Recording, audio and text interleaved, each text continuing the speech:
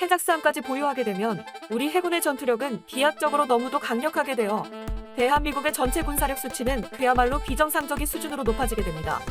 그런데 드디어 대한민국이 그렇게 기다리던 해자쌈을 자체적으로 건조하여 보유할 수 있게 되어 그 소식 자세히 알아보겠습니다. 일단 우리나라 국군의 세계 전투력 순위는 공식적으로는 6위입니다. 안녕하세요, 군사기밀TV입니다. 알람 설정을 하시면 영상 업로드 시 바로 시청하실 수 있습니다. 시청해주셔서 감사합니다. 하지만 육군만 보자면 세계 3위 또는 4위이며 그런 육군에 비해 해군력이 상대적으로 약한 것이 아닌가 하는 지적이 있었습니다. 또한 우리와는 다르게 육군이 아닌 해군력에 몰빵한 일본에 비해 해군력에서 많이 밀린다는 지적 또한 항상 있었습니다. 하지만 실상은 전혀 그렇지 않습니다. 현재로서는 야저인 면에서 우리 해군이 일본 해상 자위대보다 그 규모가 작고 한국은 3대 일본은 8대로 특히 이지스함이 보유될 수가 적기 때문에 수치적으로는 밀리는 것이 사실이지만 일본의 이지스함들은 1990년대부터 취역한 함선들이 대부분이고 그나마 최신형의 아타고급 이지스함 역시 2007년에 취역한 것이어서 대부분의 함선들이 연식이 많이 된 오래된 기술력으로 제작된 것들입니다. 그에 반해 우리 한국 이지스함들의 경우 가장 오래된 이지스함이 2008년 12월에 취역한 세종대왕함이며 나머지 두 척 모두 2010년과 2012년에 취역하여 한국의 이지스함들은 모두 세계 해군 기준에서도 최신형 이지스함 기종들입니다. 게다가 현재 건조 중인 이지스함 3척 모두 2024년부터 취역할 예정이어서 한국 해군이 보유하고 있는 이지스함들의 전투력은 그 양에서는 일본에 비해 밀릴지 몰라도 실제 전투력에 있어서는 겉으로 드러나는 양적 수치에서 보이는 것만큼 절대 밀리지 않습니다. 그런데 여기서 더 중요한 것은 바로 실제 전투를 치르는 해군 승무원들의 무기, 운용 능력인데 이 부분에 있어서는 한국 해군이 일본 해상자위대를 그냥 압도해버립니다. 한 예로 전 세계 강국들이 모두 참여하는 림팩 훈련 데이터에서 드러난 결과를 보면 한국 해군의 경우 장비의 경쟁력에 있어서는 대략 10위권인데 반해 훈련 강도와 실제 무기 운용 능력에 있어서는 미국 해군 다음으로 세계 유일을 할 정도로 대한민국 해군의 인적 파워는 세계 최고 엘리트 수준입니다. 한국 해군의 무기 운용 능력이 가장 적나라하게 드러난 사례는 이미 많은 분들이 잘 알고 계시는 림팩 훈련대에서 자싸움을 통해 보여준 미친 실력입니다. 이건 너무도 유명한 사골 이야기라서 그냥 아주 짧게만 림팩 당시 활약을 소개하자면 대한민국 해군은 1998년 처음으로 참가한 림팩 훈련에서 미 해군 핵작포압적 작사함과 전함 무려 13척을 침몰시키는 미끼에 어려운 전과를 보여줍니다. 그 와중 단 한 번도 그 어떤 레이더에도 포착된 적이 없었습니다. 2년 후인 2000년에 참석한 림팩에서도 미군의 이지스함을 포함적 함선 11척을 침몰시키면서도 훈련 마지막까지 발각되지 않고 살아남은 유일한 잠수함으로 기록되었고 마지막으로 4년 후에 열린 2004년 림팩에서는 혼자서 적 함선과 작사함 무려 30척을 침몰시켜버렸습니다. 이때 침몰시킨 적 함선 중에는 미 해군의 핵추진 항공모함까지 포함되어 있었습니다. 사실상 대한민국 잠수함 한 대가 적 항모전단 하나를 통째로 전멸시켜버린 것입니다.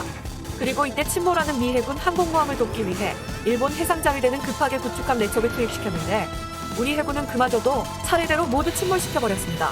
이 모든 전과에 있어서 가장 놀라운 점은 우선 혼자서 적 함선과 자스함 수십 척을 침몰시키는 동안 단 한 번도 레이더에 발각되지 않았다는 점이고 이것보다 더 대단한 것은 당시 한국 해군이 끌고 나간 잠수하기 장고고함은 미군이나 일본 해상자위대의 잠수함들보다도 훨씬 작고 성능도 떨어지는 장비였다는 사실입니다. 쉽게 말하면 적들이 기관총 들고 싸우는데 한국 해군은 칼 한 자루 손에 쥐고 들어가 유령처럼 활약하며 적군을 전멸시켜버린 것입니다.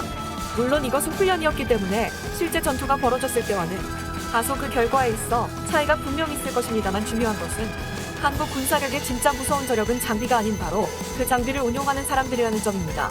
또한 한국 해군이 보유한 세계적으로 검증된 최고의 치트키 무기는 바로 잠수함이라는 말인데 이렇게 뛰어난 한국 해군 인력들에게 만약 최고의 성능을 가진 잠수함 장비까지 주어진다면 그 시너지가 만들어내는 파괴력은 상상 이상이 될 것이라는 뜻이 됩니다.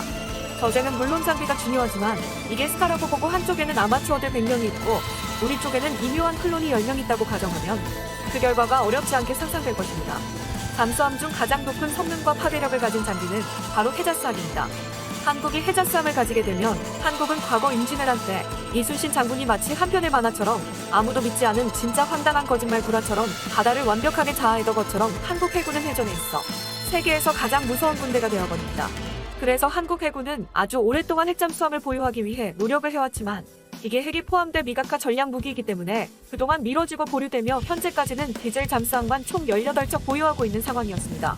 하지만 정부가 발표한 2021년, 2025년 대한민국 국방준비 계획에 보면 사천 동급 장보고3 잠수함을 건조한다는 발표가 눈에 띕니다. 이는 거의 모든 전문가들과 밀리터리에 대해 조금이라도 관심이 있는 분들 사이에서는 디젤이 아닌 액추신 잠수함이 될 것이라고 해석되고 있습니다. 하지만 국방부는 올해 1월에 발표된 정례 브리핑에서도 해작 건조 관련 사항은 현재 검토 중이라고만 입장을 발표하며 공식적으로는 건조 계획을 인정하고 있지 않은 상황입니다. 하지만 이 말이 현재 우리가 핵잠수함을 건조하고 있지 않다는 뜻은 전혀 아닙니다. 한국 정부는 과거에도 미국 몰래 해작수함을 건조하려고 시도했다가 중단된 바 있고 심지어 핵무기까지 자체 제작을 비밀리에 진행했던 사례도 있습니다.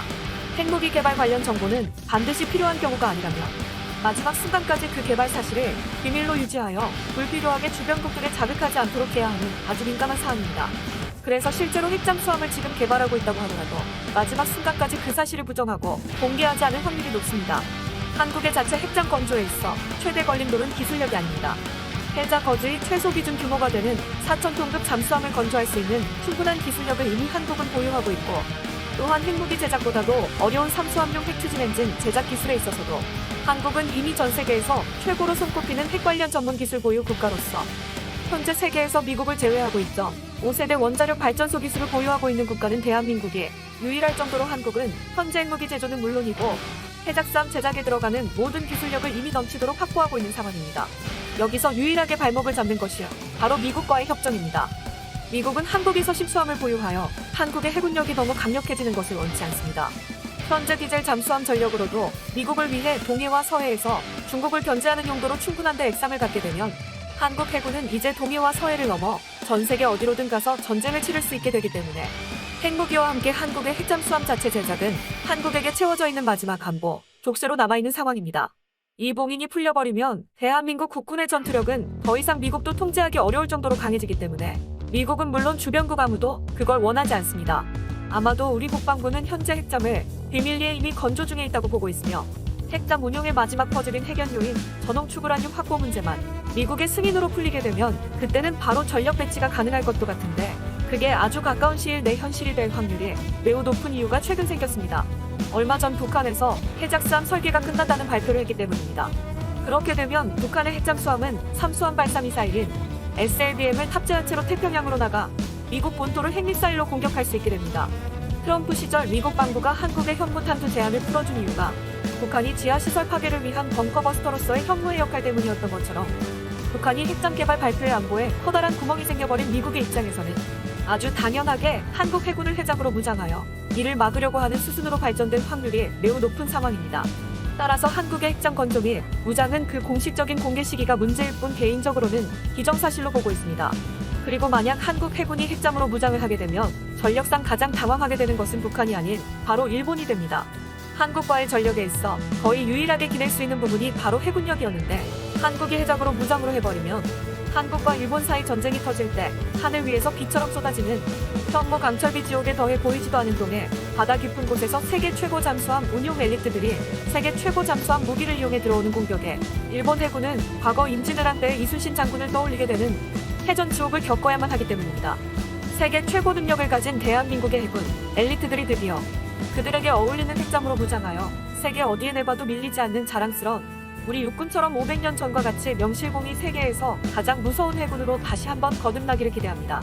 본 영상은 유튜브 채널 군사기밀TV에서 제작하였으며 도움이 되셨다면 좋아요와 구독하기를 눌러주세요. 알람 설정을 하시면 영상 업로드 시